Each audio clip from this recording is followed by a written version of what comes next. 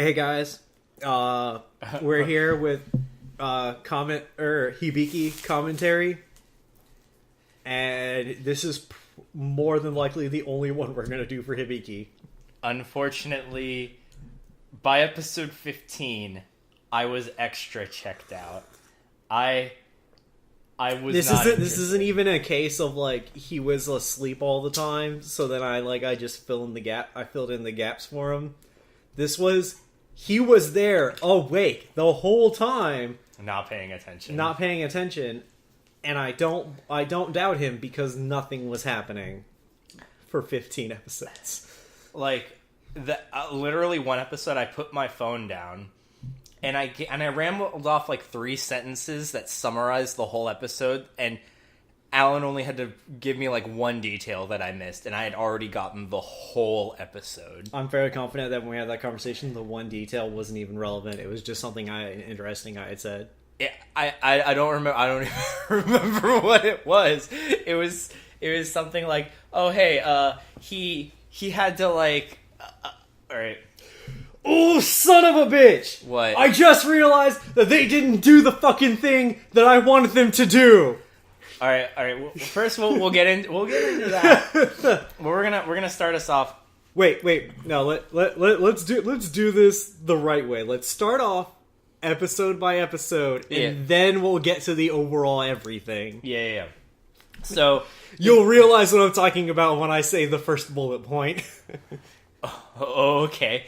So the series starts off with our main character, Adachi Asumu, this little young Japanese schoolboy. Middle school. The end of his middle school career. He's about to go into high school. He's about to take his entrance exams.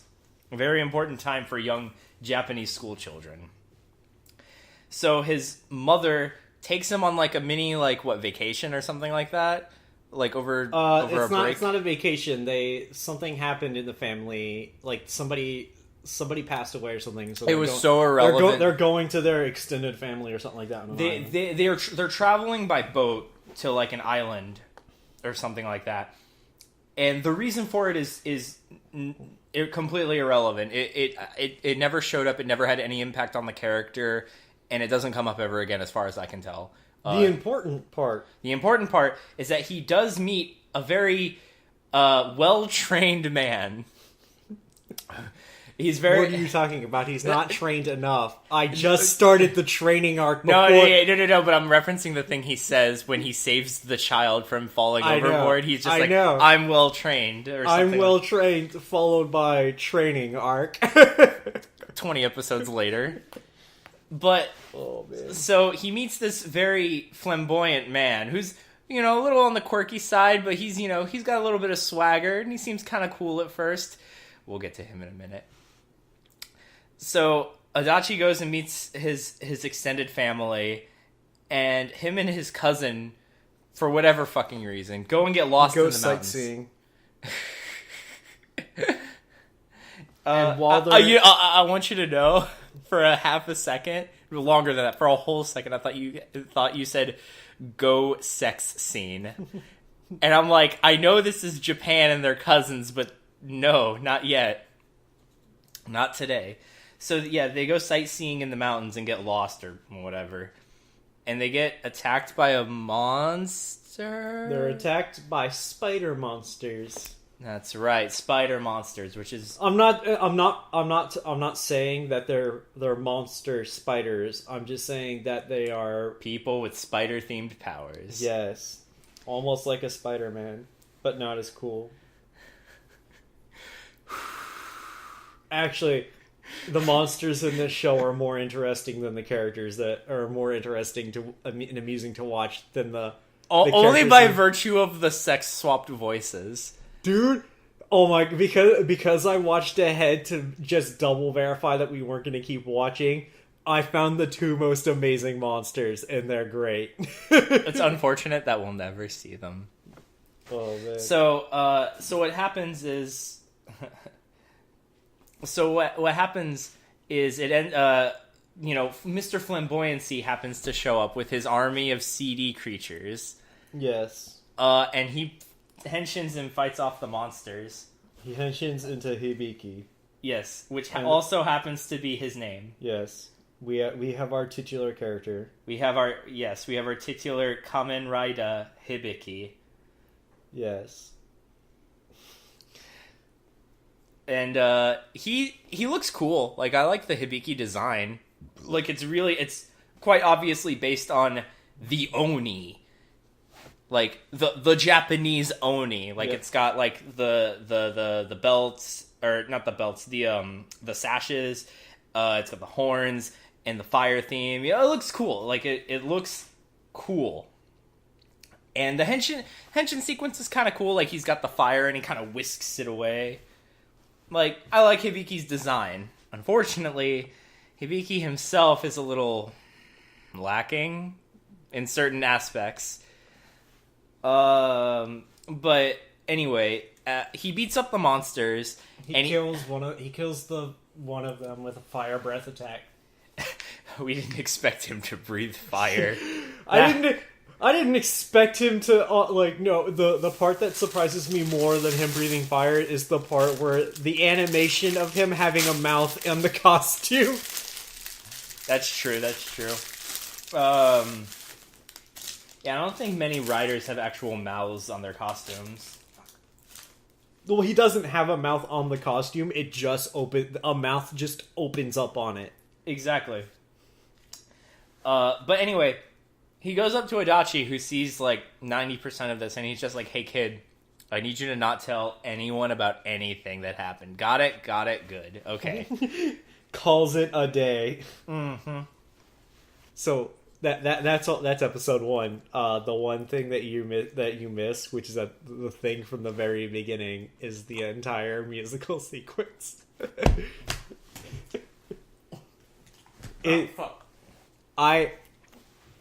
That's the reason I was yelling, is because I demanded that they do the musical sequence at least at the start of every little story, like mini story arc, and they stopped doing it, and I just realized it now. Well,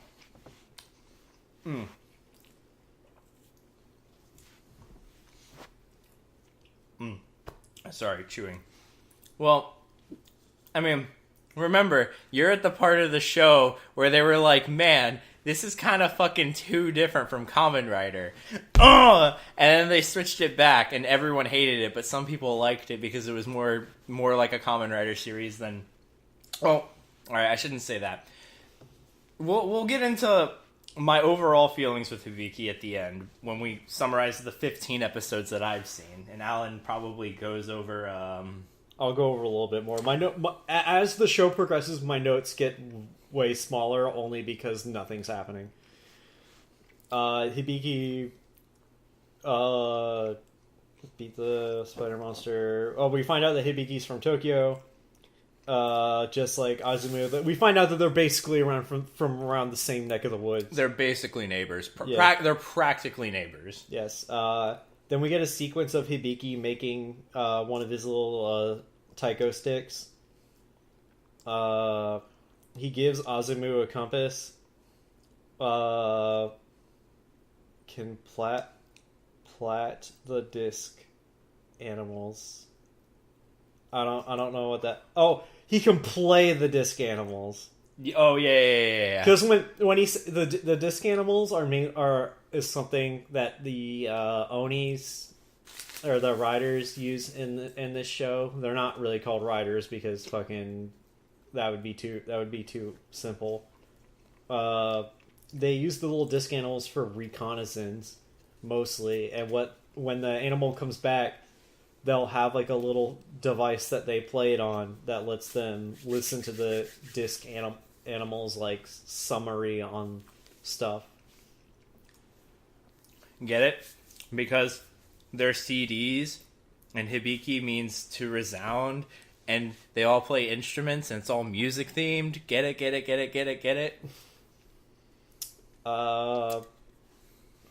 And then Azumu, goes out into the forest looking for Hibiki again, or not again, but goes out to look for Hibiki, only because he wants to meet him again. And of course, because Hibiki's in the forest, he finds him. Yeah. But not until Azumu is attacked by the other spider guy, followed by an actual giant spider. Oh yeah. So the Hibiki deviates a little bit from the Monster of the Week's thing by not just having human-sized monsters, but also having kaijus, like big house-sized monsters. Excuse me. Big house-sized monsters that they have to take care of. And Kamen Riders aren't Power Rangers. They don't have a Megazord they can jump into. So they got at least not till later. Are you talking about like X8 or something? No. Are you talking about Hibiki? Do they get Megazords here in Hibiki later? No. I'm talking about other Rider series that are slightly more tasteful than Not at All About It. Who the fuck would get a Megazord? Wizard? Yes. There's there's a list, sir. He's holding up his hands to start counting off on his fingers. I'm like, there's Deno, there's Kiva, Kiva has a Megazord? Yeah. Deno, Kiva. Oz doesn't get a Megazord, or no, he doesn't get a Megazord, so no, but the secondary rider gets a Megazord S thing. So there's one in O's. There's one in Double. Anyway, so Hibiki and his eventual crew of Kamen Riders, Megazords aside, they don't have Megazords. They have to take down the kaijus by finding their weak spot and attacking it for massive damage. Yes. Hibiki's finisher against the giant monsters is to plant a little disc on them that allows him to play it as basic, or that it turns into a big taiko drum, and then he plays it like a big taiko drum. Yes, and then that's how he finishes the monster. He has different styles for playing the taiko drum. By the way, I had gotten to a point where Ibuki finally played something on his trumpet. Actually played music instead of one long resounding note. Yes, it was great. But we'll get to Ibuki in a bit. Yeah. So, unfortunately, half of this show does not have to do with the Kamen Riders at all. It has to do with a slice of life story about a young boy who doesn't want to know, or who doesn't know what he wants to do in the future. And he's very indecisive and wishy-washy. We're talking about Hibiki. I thought we were talking about me. No, Adachi is... Adachi had no idea what he wants to do. He wants to go to some high school, and it really means nothing. He wants to go to the same high school as his friends, and it's like really tough to get into, apparently, or something. And Adachi Azumu is one of the worst protagonists I've ever seen a TV show focus on. Only because for the genre that he is in, he's literally not a part of that genre. It's because he's supposed to be a blank slate for young 14-year-olds to project themselves onto. Unfortunately, that doesn't work like they want it to, because 14-year-old boys want to project themselves onto a character that isn't like them. So they were like, oh, let's put a 14-year-old schoolboy for other kids to project themselves onto. It's too bad that the schoolboy doesn't do anything cool and is just a schoolboy, and thus... Exactly. We gotta actually talk about... Okay, so... he goes back to school. Everybody says, like, oh, Azumu's changed, kind of. And then, we get more cutscenes of more weird things happening in woods because of other monsters. Hibiki gives away the fact that he accidentally laid his identity out to some random schmuck. we find out the school that Azumi wants to go to. While Hibiki's on one of his excursions looking for a monster, he lets out a whole bunch of disc animals. The only reason I say that is because I just have a note that says so many disc animals. And he one shots a monster with fucking knuckle blades. Oh yeah. Because one of the things that Onis can do when they're henshin is that they can protrude blades from their knuckles, and it's crazy. It's crazy sick.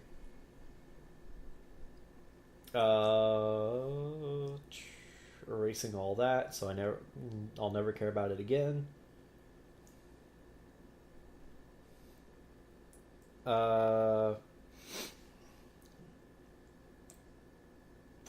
Azumu's working hard in high school. Hibiki's looking for... Oh yeah, he's looking for 8 monsters because that's the ones that he's supposed to be targeting this time. That's one of the monsters that he finished. That's the last monster he finished with the Knuckle Blades, is an 8 monster.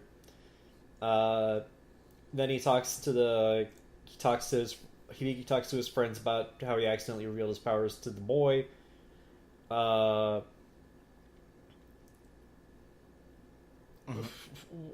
Boy. I have a note that says Azumu follows a man who saved girl. Oh man. I don't even know what that could possibly mean. Then he's following the father of the 2 girls that Hibiki's been talking to the whole time. Right. Yes. I totally forgot about that. Let's be honest. You're not remembering. You're just agreeing with me. Oh, absolutely. We find out that the giant kaiju this time is a Bigfoot.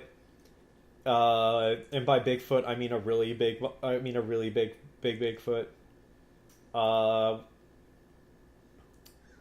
We find out that the old man is involved in the Hibiki Tachi. Hibiki beats the Bigfoot monster by pushing it over and then playing the taiko on its belly. And Azumu gets the chance to see Hibiki again because he's waiting at the restaurant for Hibiki. Because they work at their base of operations is a restaurant called Tachibana.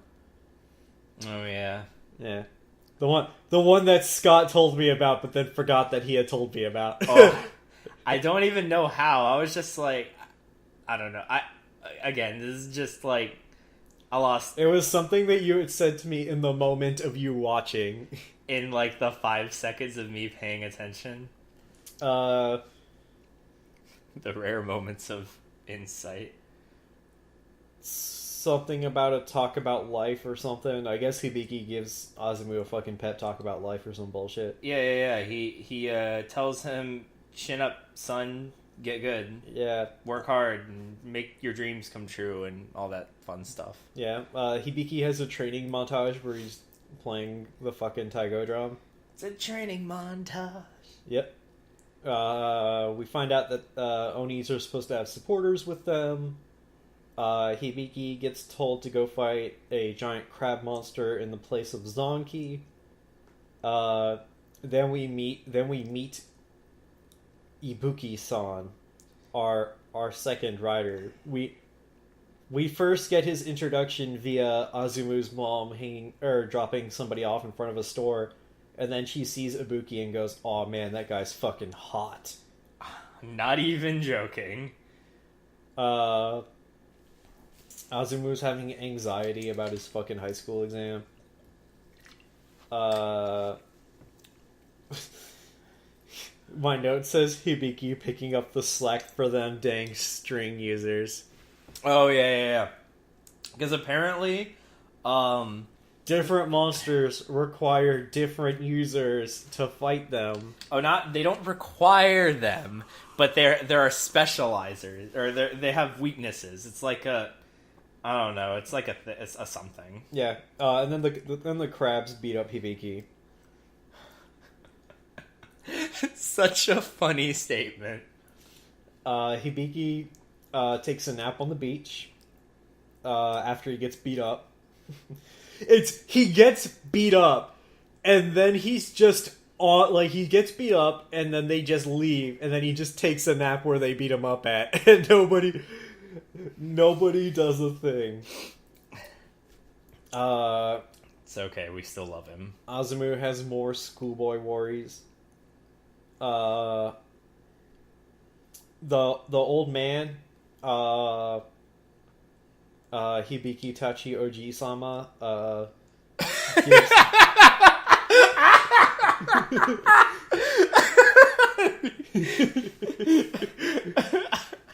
Is that what the subtitle once said? There's no way the subtitle could have ever said that. The subtitle did not say that. I literally just made it up now because I forget his name. So do I. I'm surprised I remember the main character's name. Anyway, everybody... he gives Azumu tips on, like, subjects to focus on on his studies for the test, because he knows a guy who happens to work for the school board. Right. Ibuki shows up to the Tachibana, and he offers to take Azumu to go see Hibiki. And when they show up, he goes, "Oh yeah, I brought your apprentice here." And Hibiki's like, he's not my apprentice." And then Ibuki's like, "Oh fuck." Oops. Yeah. Did I say apprentice? I totally meant kid. And then Ibuki's like, "Hey, do you want help with this monster?" Hibiki's like, "Oh no, I got it." And he goes, "Okay, I guess I'll leave." And then Azumu's like, "Oh, seeing you working hard has cleared my doubts, and now I will go home too. I don't need a ride home." And now I too will ganbaru. And Hibiki beats the giant crab. He attacks its weak spot for massive damage. Yep. Then we start off the next episode with a montage of kids taking exams, and we find out that Azumu gets into the high school that he wants to go to, along with all of his friends. I'm super disappointed that his best guy friend, who is not actually coincidentally one of the disciples of one of the guys. That would have been interesting. That would have been great. That would have been interesting. Yeah, because we get a cut of Azumu, his guy friend, his not girlfriend, and another random girl, all having gotten into that high school. And I had assumed that the second girl was one of his friends. And I got really confused later about something else that happens later. We find out that Ibuki gets a job to go fight some monsters, and the girl who I thought happened to be one of Azumu's friends was with him. And I was like, "Oh man, that'd be pretty cool if because they're friends, and because she's an apprentice, then the boy that's with them could also be another apprentice, and that's one of the reasons why they're in the group together." And then I realized that she wasn't actually involved with them; they just showed her. But anyway, they have to fight some foot fetish monsters, who quite literally shoot their feet at things. They go all they're literally from the base of their foot, they go all Mr. Fantastic. It's great. Ibuki uses snake discs. It's the first time. Well, it's the first time we get to see the snake discs for tracking. And Azumu, while he's on a train ride to go see Hibiki, I think, he misses his stop. Because Hibiki is currently out fighting a monster, and he's going to go hang out with him, I guess. That's right.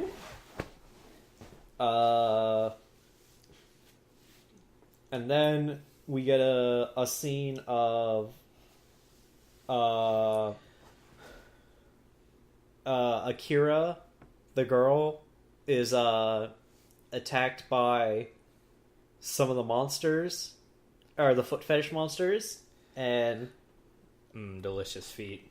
And when Azumu, like, I get, wait,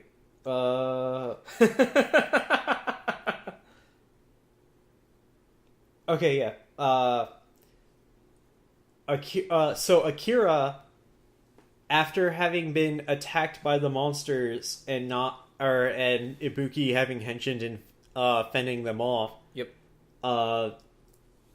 Azumu, who's looking after having missed his stop, is looking for Hibiki's campsite. And because he's off, he doesn't really know where he's going because he doesn't know how to use the stupid fucking compass that Hibiki gave him, even though it's super easy to know how to use one. That's what you think. And fucking he runs into Akira and Ibuki, and Ibuki's like, "Oh man, sorry, I thought you were, I misconstrued you being Hibiki's apprentice or whatever." And then, my bad. This is my apprentice Akira, and she's kind of the same as you. So then my note says, so Akira's not trained? Nope, absolutely not. After Azumu is trying to be friendly with her, Akira goes like, "This ain't no kids game. This is real monster hunting." Yeah, not the kind of monster hunting that I like, but the monsters aren't nearly big enough. Hibiki happens to find their campsite and go like, "Oh boy, you're here." Boy. What? Boy, what does the rune say?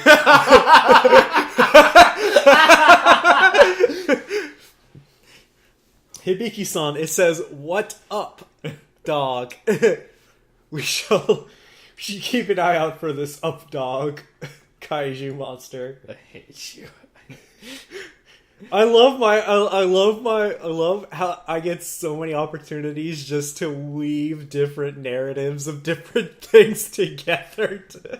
Dragon of Dojima, Boy. Oh man, The story of Boy, the Dragon of Dojima. Did you see that Facebook post I made in response to Sean's spoiler thing for? Yeah, because I made a comment on it. Yeah. He was like, obviously the part where Kazuma Kiryu Rider kicks the anti-monitor in the face. That was it. Yeah. I replied with, and then you get to see a cameo appearance by the ghost of Jack Kirby. Oh man. We get to see Ibuki fight the monsters again. He does all right. Yeah, he does.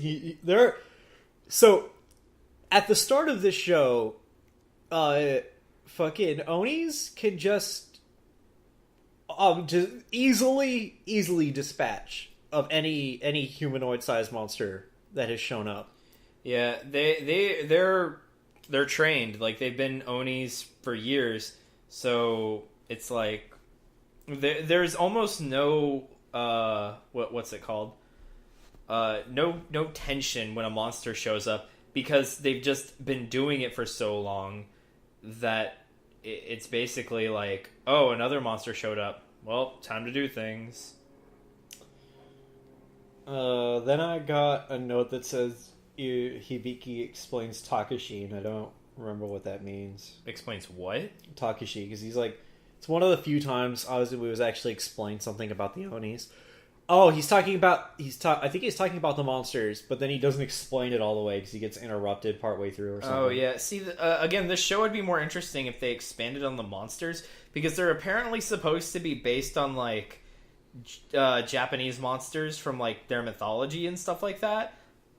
But you can only ever infer that. They never go into it, and they never explain anything about it. And that's a real shame, because it'd be a lot more interesting, to me anyway, if they actually did something like that. And Akira Uh, oh man, Akira is attacked by the one of the humanoid-sized monsters, and turns out that she also has an Ibuki whistle. But yeah, because she's an Oni in training. Yeah, or and she's like, it looks like she's about to blow on it in Henshin, but then she gets interrupted in it, and it's really confusing because at every situation after her every situation that involves her being in front of monsters after that, she never pulls out the whistle to Henshin. She pulls out the whistle to throw out disc animals. And when she does that, she'll have like the disc animals in hand when she does it. And this first time she doesn't, and it's kind of confusing. We get to see the Ibuki finisher for the fighting the giant monsters, because what Ibuki uses a trumpet as a gun, and it like in its gun form, it doesn't have the mouthpiece on or the horn. I want to call it the horn. You're talking about the end? Yeah, the end. Just the end. The end. The big end that comes off of a trumpet. And so he shoots it like as a gun like that. And it works kind of like it's basically an automatic when he's just firing it regular, and then he switches to like a non-automatic. Are you talking about a semi-auto? Yeah, he switches to like a semi-auto to shoot out little like red glowing bullets that embed themselves into the monsters. And after he embeds enough onto the monster, he puts the mouthpiece on and the end on, and then he plays the trumpet, and he plays like one continuous trumpet note, and then the bullets explode, killing the monster. Detonate. And then I have a note that says Hibiki OTP, and that's because Hibiki thinks that Azumo and Akira are fucking made for each other. Oh my god, I forgot about that. Yeah, because we get the part where Akira apologizes to Azumu for being a fucking cunt. And for being big cunt. And Azumu's like, well, I'm the one who kind of intruded on you guys doing your thing. And then Hibiki's like, oh man, a boy and a girl. Hibiki was doing the shipping long before any of us were. Yeah. We get a weird fuzzy sequence of Azumu waking up. I had mistaked it for an entire dream sequence, but apparently it wasn't. No, because it had like a really weird filter on it. Like that was the issue. Hibiki beats up some monsters. Ibuki runs off to find a giant monster. Then I have a note that says Azumu gets wrecked by a purse.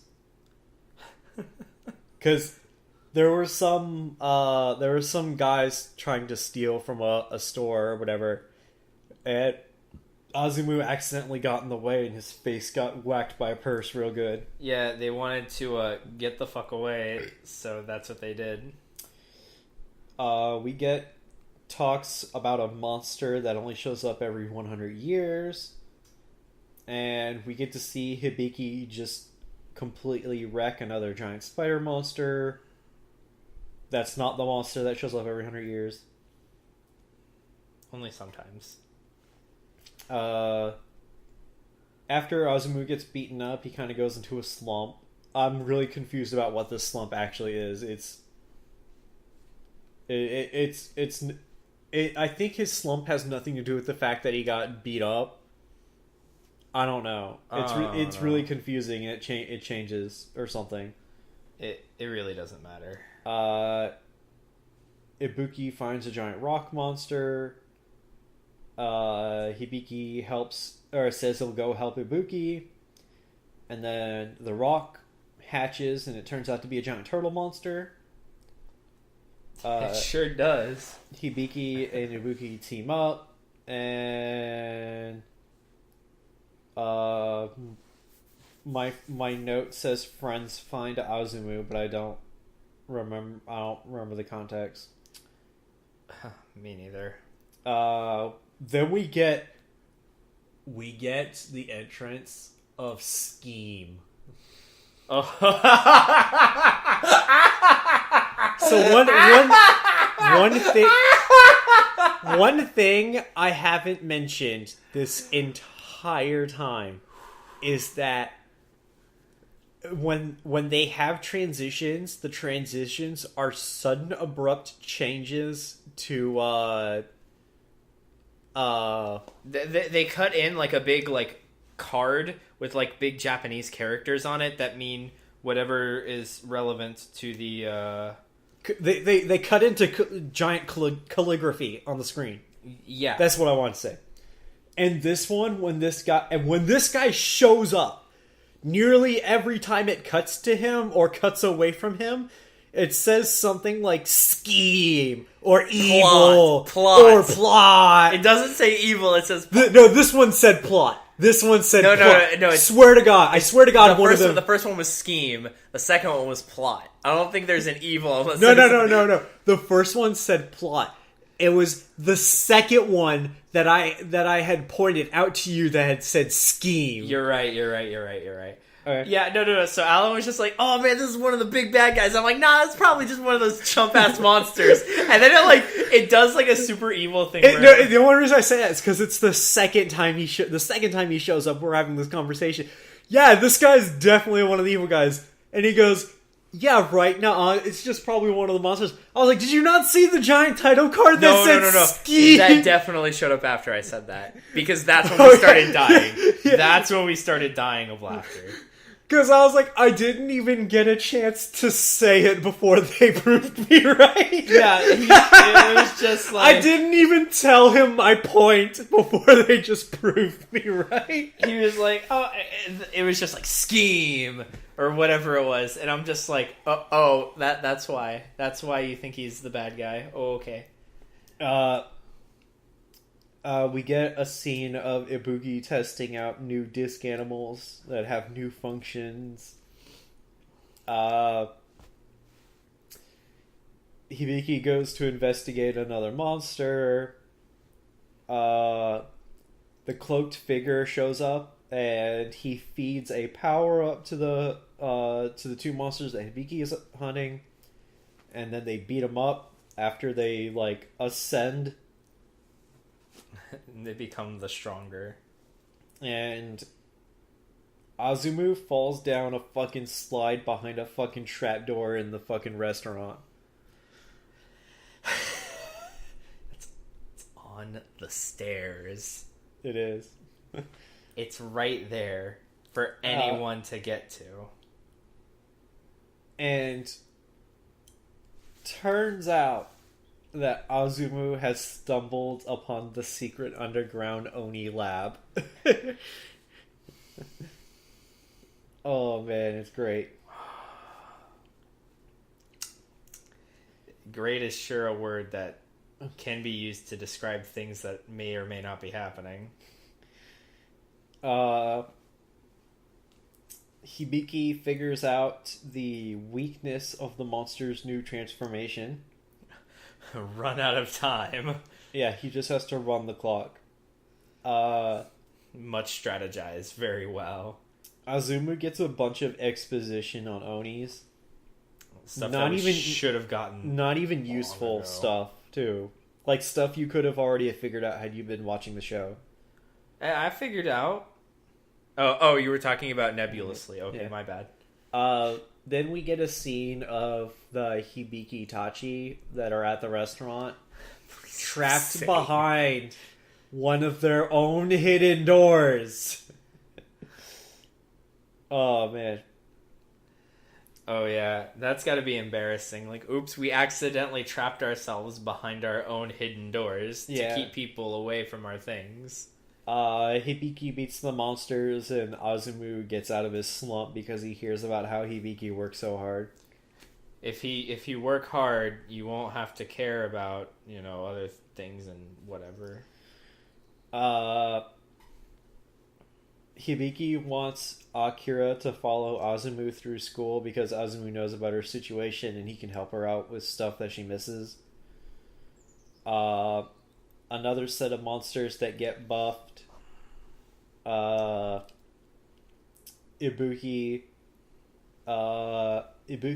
starts fighting the monsters, and one of them goes in like a berserker state and cannibalizes his other half and the monster that they're raising. While Azumu's at school, he gets hospitalized.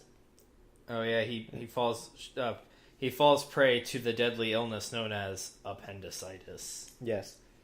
Then we get one of the few times we see Donkey, who will never actually show up in any important capacity, as far as I know.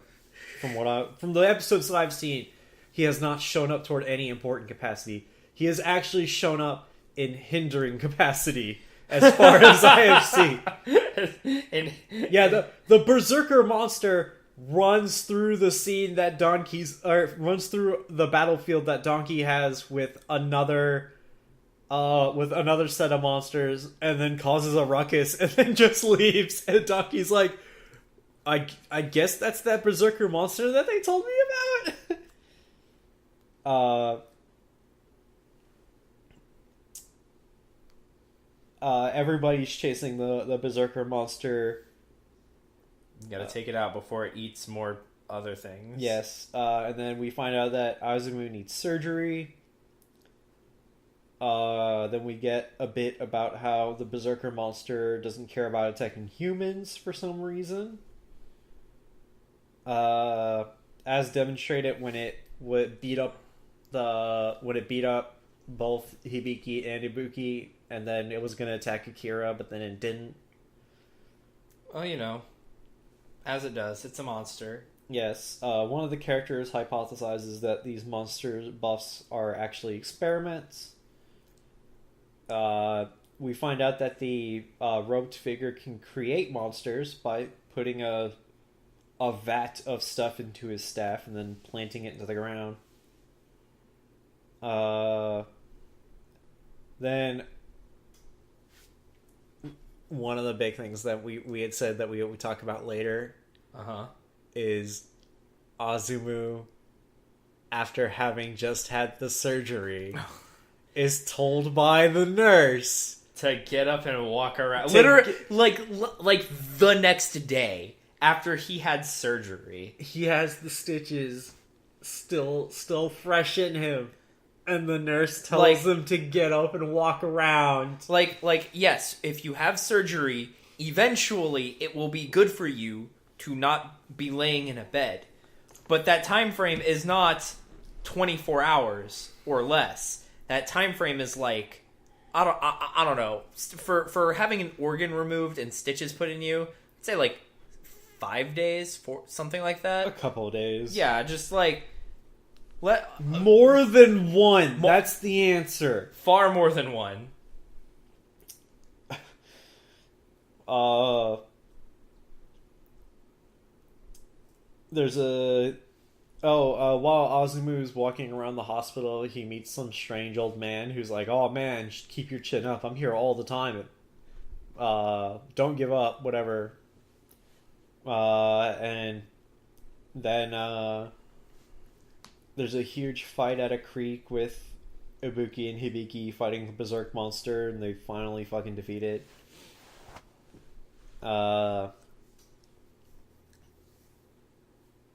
And then the next episode is the introduction of Zanki and his apprentice. I forget what his apprentice's actual name is, but I'm going to call him Todoroki because that's his title after he gets it. Oh, I thought his actual name was Todoroki. Nope. He's definitely not as interesting as another Todoroki I watch. They're working together. Like, Todoroki is basically at the end of his apprenticeship, and so like he can actually henshin, and we see him and Zanki fight together. we get some signs that Zanki is actually like kind of physically frail. I have a note that says fucking numbers. And because they added like power levels or something to but the thing is, this is the only episode that they ever say them in. They never say them in future episodes. They say because the apprenticeship is like differing levels or whatever, and like Akira's like level 5, while fucking Zanki's apprentice is like at the max level or whatever because he's about to graduate.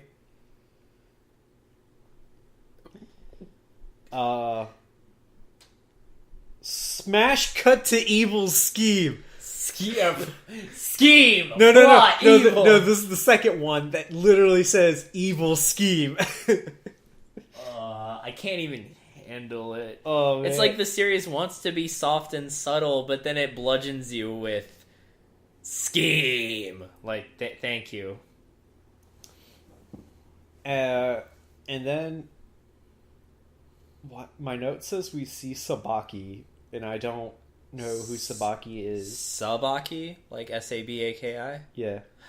No fucking idea. That's definitely after I checked out. That's gotta be. But the episode ends with Zanki and Todoroki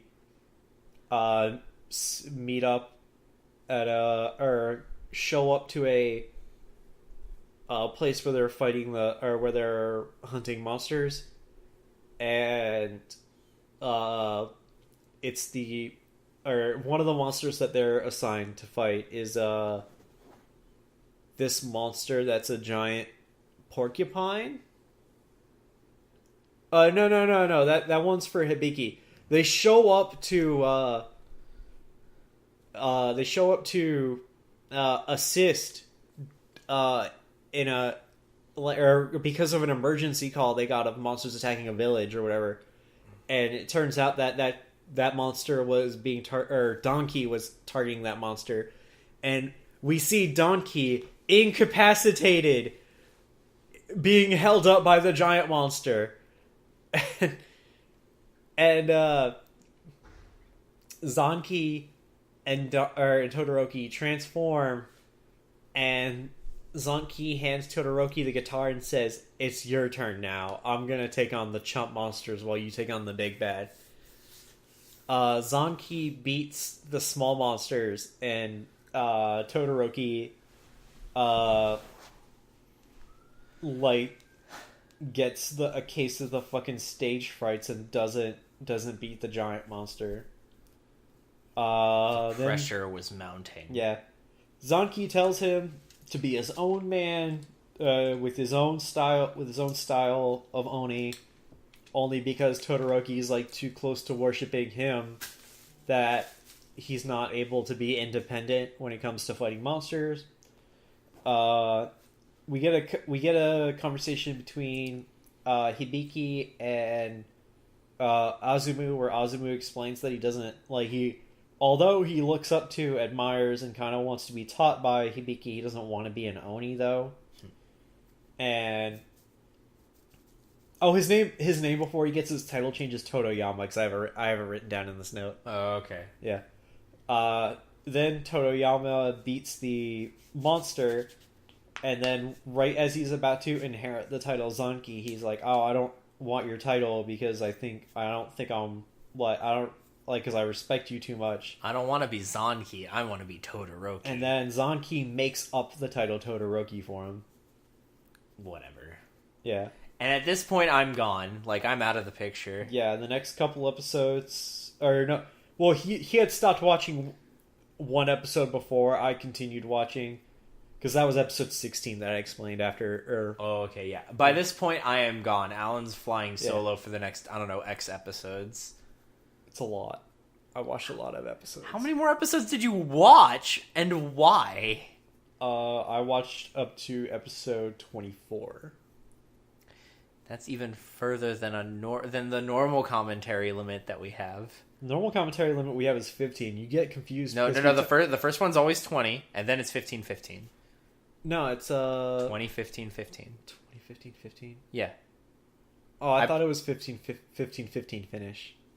Nope, it's 20-15, and then depending on how close we are after 15, we finish it out.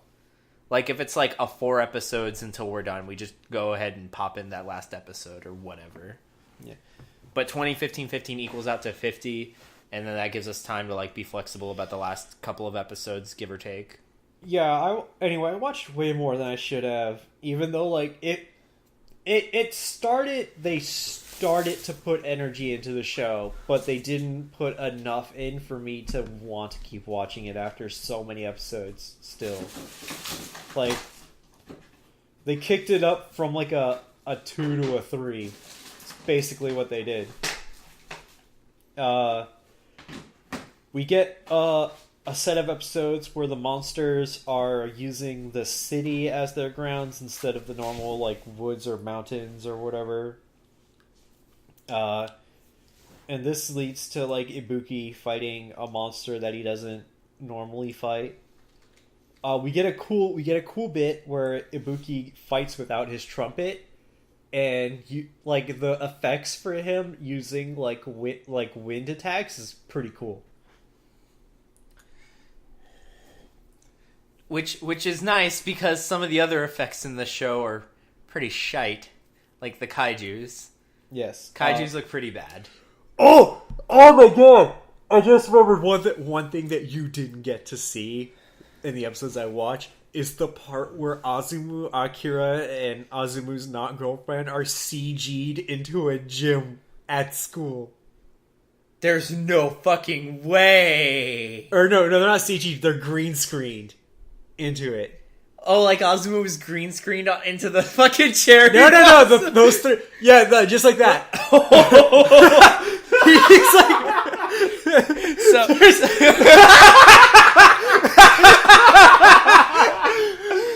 So there's this scene where Azumu is walking towards his new high school, and because there's no fucking way TV Tokyo could have paused like Sakura petal falling to like have that one scene.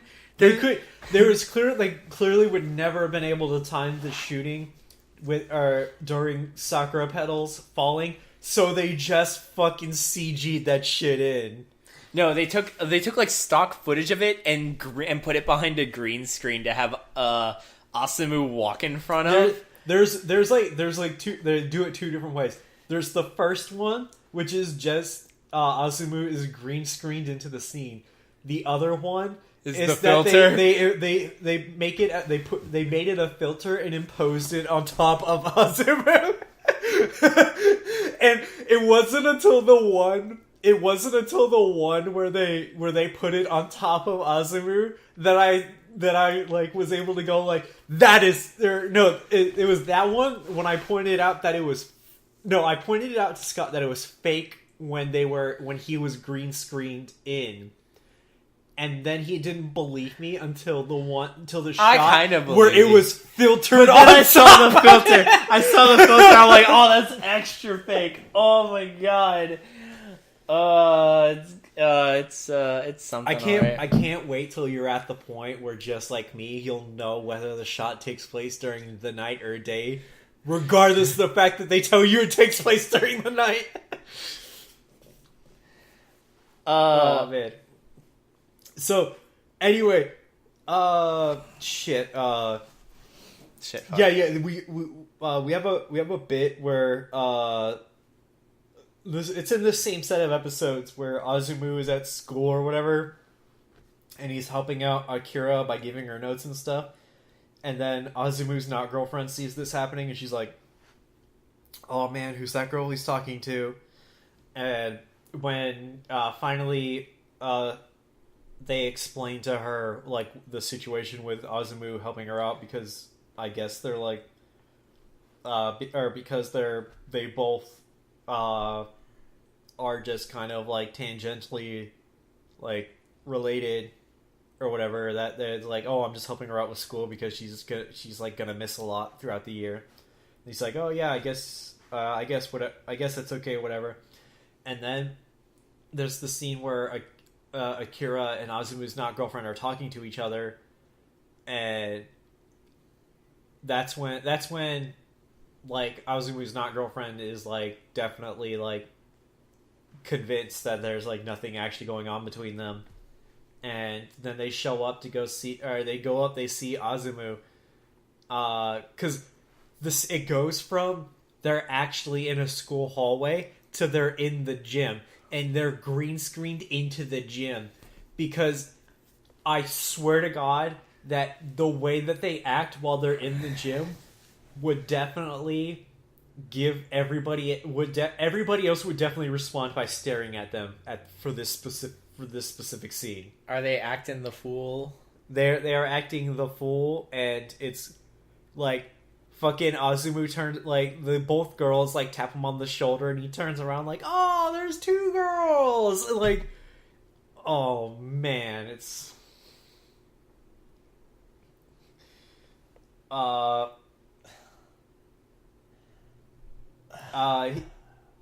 Ibuki is fighting the monster, which turns out to be a giant fish monster in the sewers, and what he's what he ends up fighting is like the monster for whatever fucking reason, just so they can actually have a fight with it without.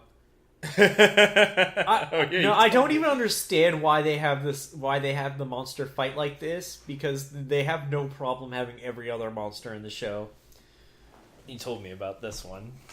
It shoots its stomach out, and its stomach has legs, swear to God, and Ibuki fights its stomach. And after Ibuki finally gets his fucking trumpet, he fires, like, he's like, they explain to him that this is normally a monster that a Taiko user fights, so Hibiki. But Ibuki's like, oh, don't worry, I figured out how to beat it. When he gets his trumpet, he's fighting the stomach. He fires the red bullets at the stomach monster, which the fish takes back in. And then he jumps into the water and plays his trumpet underwater. Yeah, it makes sense. That's how that works, right?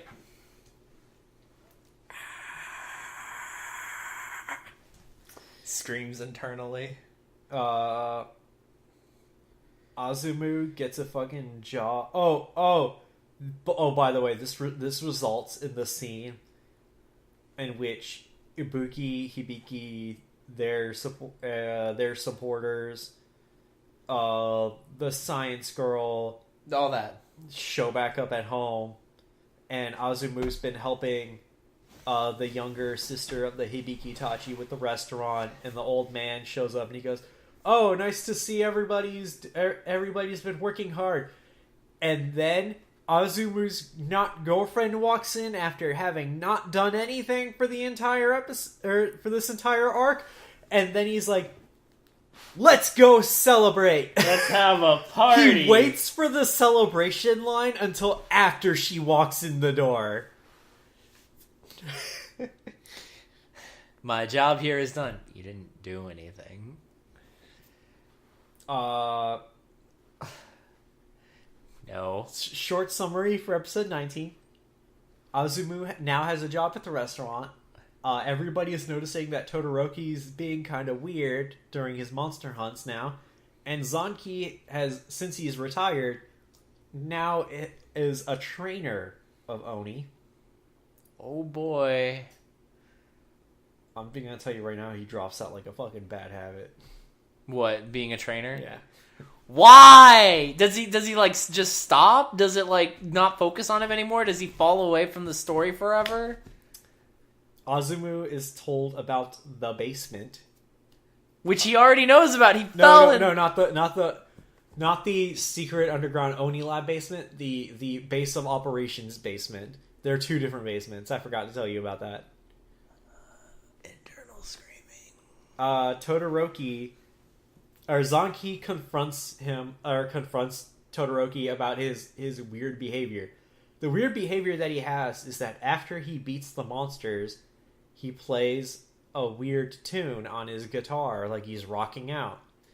And Todoroki explains that because of the increase in monsters, he feels that it is his obligation to play his Onoki, because that's what the finishes are called, Onokis.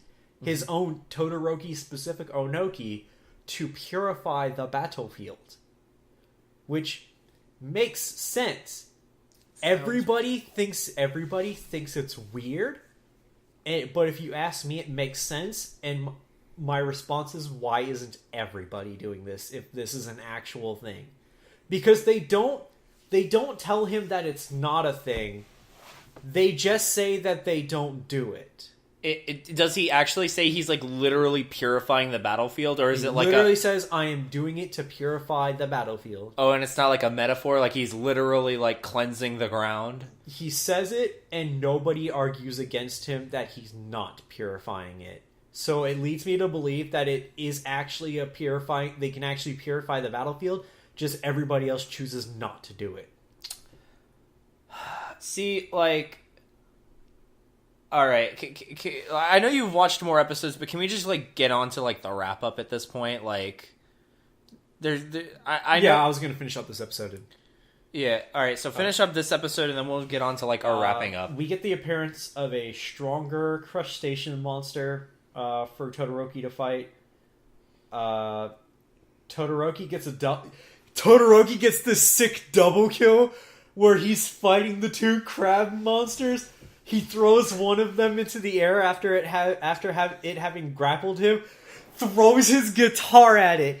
It pierces him, kills him, and then the guitar falls onto the other monster. It's great. Okay, Hibiki shows up to help, and Hibiki uses this newly developed fire sword that he's been working on with the scientist lady to cut its wings so it can't fly away, so Zanki can do the thing.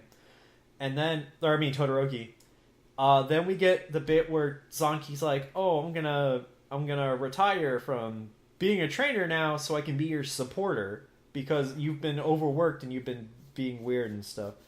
And then Todoroki's like, "All right, now I have help doing things my own way."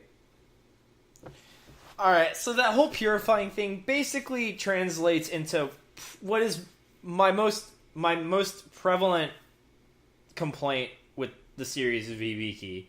It's not the lack of, hot-blooded energy, which I appreciate, which is something that I enjoy personally. But I can get over that if the story and characters are interesting. Unfortunately, they're not. And the reason for that is because it's just so... It makes the sense of being a writer and fighting monsters with these supernatural powers that these aren't supernatural powers that they've acquired through magical means, or, well, kind of magical means. They're not something that they were given. They're something that they've worked for. And Hibiki has an overall theme of working hard and improving yourself in order to, get the things that you want in life and all that stuff, which is a good message. Unfortunately, it makes all of that so mundane and uninteresting. So we've had writers who claim, or in previous shows who claimed that their only reason that they henshin and fight is as a job, or they claim it as like a job or to make money or whatever. But Hibiki is the only one who actually treats being a writer like a job, like a literal 9-to-5 job that they just clock in, go do, and come back. That's the attitude that these characters have toward them fighting monsters. And I can understand that on a certain perspective, because unlike all the previous writers that we've watched at this point, Hibiki has been Hibiki for multiple years, where all other writers have been fairly new to the job, with varying degrees of greenness. With in order of from what I can tell, experience, it's like from most to least, it's from the guys who we know about and have actually interacted with. It's Zanki, Hibiki, Ibuki, Todoroki, and then next up in line is Akira, and then we don't have anybody we don't have a second person on the Hibiki side of things because Azumu is a fucking know-nothing, uninterested little fucking brat who doesn't want to be here. So obviously the entire point is that they're potentially building up Adachi to be Hibiki's protege because of like his connection with Hibiki and his interest in him, and people already mistaking him for being Hibiki's protege, and all this other stuff. And it's like we're obviously setting it up, but that should happen like really fast. Like in another Rider series, that would be episode like 10 or something. But by then, like we got to get things moving, guys. Unfortunately, it's not like that. It just by episode 12, we're told that he doesn't want to be in Oni, and it's really upsetting. I don't even remember, like, did they even explain where the Oni powers come from, aside from I worked really hard? The scientist lady implies that either you're born with it, or we can inject it into you. Okay. Sure. Or, okay. I mean, it just... and, again, the characters aren't even that interesting. They're too normal. And, like, in some respect, people want that. They want the grounded characters that they can connect with and relate to. By having a bunch of normal characters around, but it's really unfortunate that stopping at episode 15, you don't get to see later interactions with Todoroki, who is the hot-blooded character, who is the interesting character. Because he's the one that's being weird, and he's the one that's being cool. Like, he's the character that I want to watch in the show. That's what I want. But is it enough to make you watch the show? No, it's not. Exactly. Like, there's just so... like, okay. Having characters that are based on normal people is usually a good thing, but you can't make... honestly, for entertainment purposes... For when it comes to relatability, it's all right to have normal people, but when you're trying to build a show that is supposed to be entertaining, if you don't use your characters right, and you're not like and you make bad decisions on how to go about them, then you're not going to get an entertaining story, and that is what leads me to not want to watch Hibiki, is because I don't find it entertaining. Yeah, as a Rider show specifically, if they had said that this was a slice of life, and it just so happened that there was supernatural stuff going around, and it wasn't titled Kamen Rider, I'd be like, man, this is a pretty interesting show, but it's not. It's sort of... I honestly, in my opinion, I wouldn't even put it that far, because if it were like that, it would be something on the likes of like Mushishi or Supernatural or something like that. But the difference between that Hibiki and those shows, from what I've seen, is that like in Mushishi and Supernatural, they go into the details of the monster that they're fighting. Here in Hibiki, it's just like, oh, these are mountain spider demons, and then that's it. And they go find them, and then they beat them up, and then that's it. Yeah, and it's not like, and they don't explain that it's a mountain spider. That Scott's just saying that because he doesn't know the title of the actual, like, the demon that the mountain spider. I think they said it once, like a Yagumo or. They say it a lot. It's just that they never say anything past the name of the demon. Yeah. But you know what I'm saying, right? They're not explaining anything. Like they just say, "This is the monster. Go kill it." And normally that's enough. Normally, like in Ryuki, Mirror Monster showed up. All right, let's go kill it. But they give an explanation of, like, the mirror monsters as a generalization. Here, the monsters are just doing all right. I'm sure later, because of the big evil big bad guy who's having the super mega evil plan to take over the world and blah blah blah. I'm sure that explains some things, but honestly, they're not giving us anything. It's just, oh, monsters are showing up. Oh, they're happening more frequently than they have in the past. That's weird. The reason why this is a problem for me is because clearly there are rules to confronting these monsters that they're not explaining, which they could have fixed by having Azumu become Hibiki's apprentice, and then Hibiki, while giving him the ropes, or teaching him the ropes of the job, could be like, this monster, like, oh, it's like, oh, why don't we go hunt this monster that the owner-san just said. He's like, no, we don't fight that monster because it's a bad matchup. It's a bad matchup, and then teach him about matchups. And it's a 6-3 matchup. Yeah, unwinnable. As far as I can tell, the matchups are Hibiki fights the ape men and the giant spiders, and the mud people. I didn't talk about the mud people because Scott wanted me to stop talking about episodes. Yeah, sorry. Zanki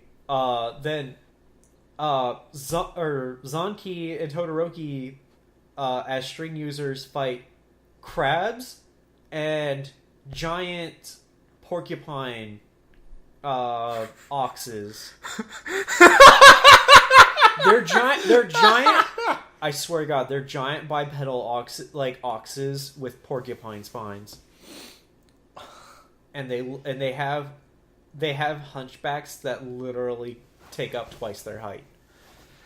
And then Ibuki takes care of flying monsters. Yeah, it's just like there is some kind of like weird matchup thing, and obviously like Hibiki, Ibuki, and Zanki and Todoroki have have elemental affinities. Like Hibiki is fire, Ibuki is wind, Zanki and Todoroki are lightning.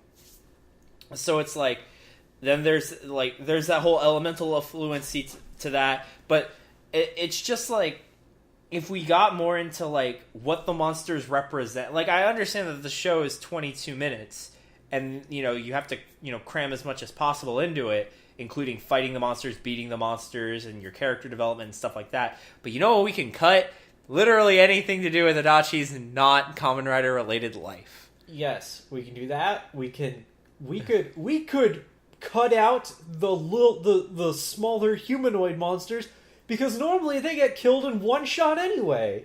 Yeah, it's again part of like the a little oddity about the show. Like I just explained, Todoroki literally kills 2 of them in one shot. Yeah, it's like another part about this oddity is that the humanoid monsters are seen as a far less threat than the big ugly dudes. And that they're taken out until they get like their mad power up with the armor and berserker mode or whatever. They're taken out. By the way, I haven't seen any more armor or berserker power ups Fuck off. Not you, just in general. So the humanoid monsters are taken care of pretty easily. In fact, they're hardly registered as a threat aside from them killing people once every whatever. Sometimes. Yeah. Like the wall. You remember that? The wall. You remember that? Those were better times. Oh, so in like one of the two monsters, the 2 other monsters that I got a chance to see them fight, is there's one episode where 2 sets of monsters are working together, and people they find it weird that they're doing this, and when they find both of their giant monsters, it turns out that they were both sealed in a giant shadow cocoon. As one does. And they were fused together. And then this is what sparks like the first time we ever see them do all 3 onogis at the same time. where like the guitar, the trumpet, and the taiko all at the same time. That was really cool. That's when I actually got to hear like Ibuki play something other than a flat note. Hey. Yeah. And then the next episode is when they have to deal with the mud monsters. And this episode, if for the most part, is entirely about Todoroki learning how to play the taiko, because they explained that all the Onis have to know how to play the other instruments for whenever they accidentally whenever there's an emergency bad matchup situation going on. In which case, I have to if they since they went through the lengths to do that, they have an entire training episode about this, which makes me call into question why didn't Hibiki use a guitar to fight the crab monster that he was told to go fight, that even though it was a bad matchup. So then we get an entire fight sequence where Todoroki, Ibuki, and Hibiki are all fighting with taiko sticks and taiko drum finishers. And then that's the same episode that we get Hibiki Crimson, which they just know it exists. It's not like it's like a desperate power-up that he just got, or like anything, or something surprising that he used. They just know that he's on the cusp of achieving it, and then he gets it. And then they're like, good job, you got your Crimson. Finally gets that last level up point. Yeah. Like, I don't know what's worse, that or like the crazy dumb way Fi's blaster mode gets tossed at him. Oh, I like that. I like how Fi's blaster gets tossed at him way more than fucking Ibuki just fucking... Who tosses him the Fi's blaster? I forget who tosses him the Fi's blaster. I don't remember I remember it's what's his name? Kaiza, who just throws Excel mode at him. And even then, we were able to like make the assumption that he could just use it's a Fi's thing, because the little faceplate slide-in thing is Fi's face on it. Yeah, so Kaiza couldn't use it, so he was just being slightly less than a dick and tossing it.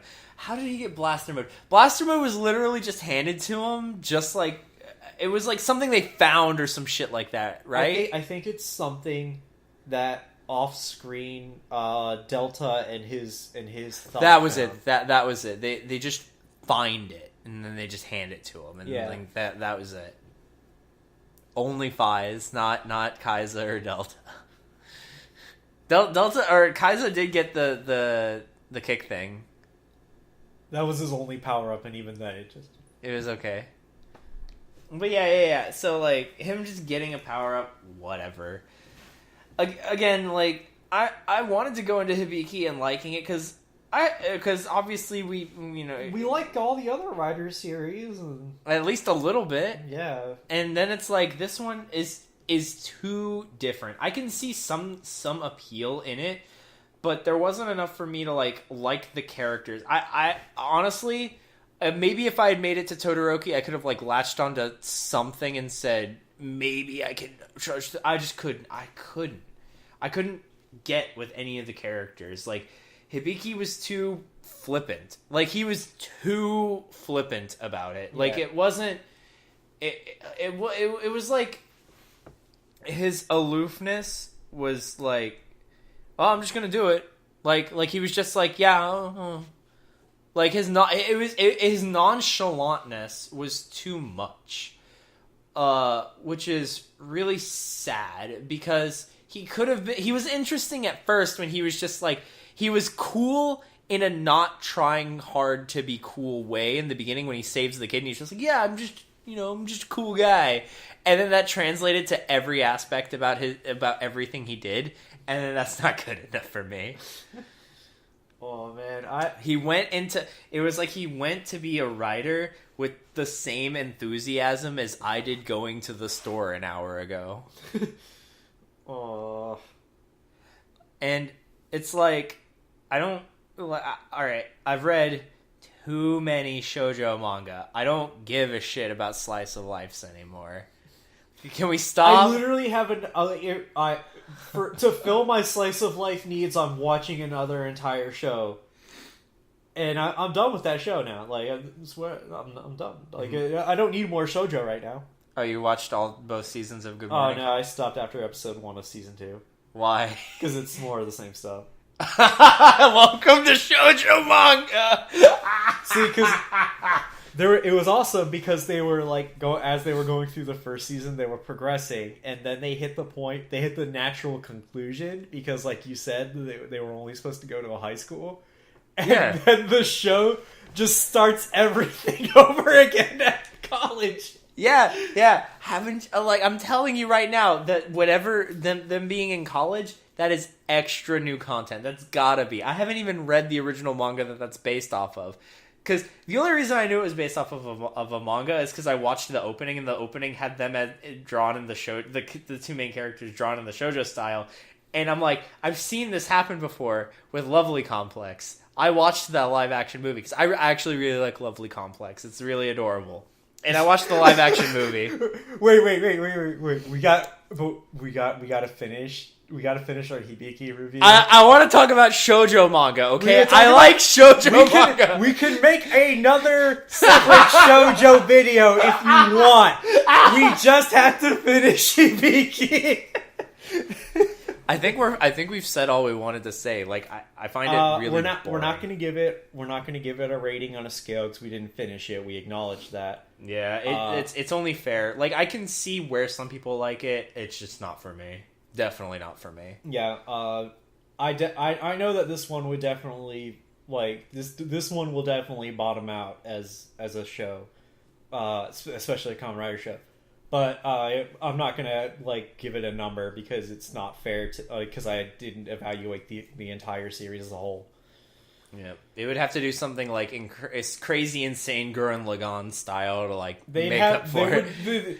I know Hibiki does not go to space, and the only way to go to fix it is to go to space. Punch a black hole with his fire powers.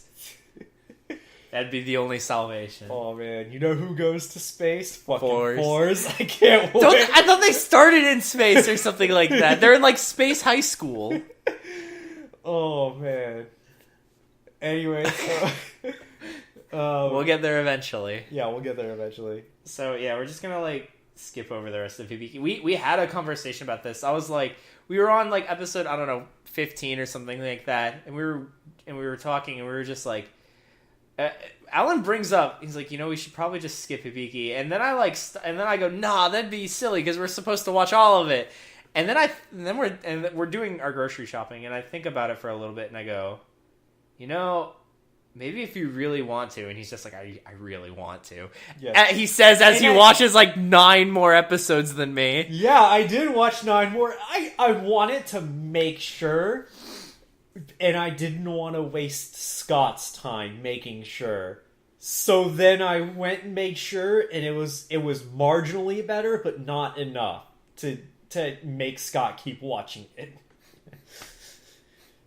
Oh yeah. Man. So we're gonna move on to the next series. We're gonna go to Kabuto. Yeah.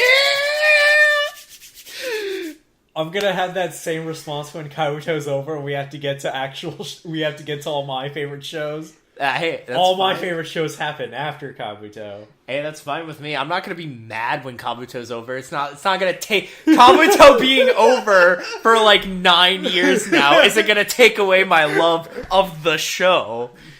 Having more shows to watch isn't gonna take away from Kabuto. Even though I like Fives more now overall, I still love Kabuto. It's just so much fun, and the characters are fun and interesting. I personally think you're gonna go through the same thing I do, and as more riders, modern era riders come in, you'll have the ones that you'll want to attach to more than Kabuto. That's fine. I like even though I liked Kagami, and for a while he was one of my favorite riders because he's that fucking Determinator. Yeah.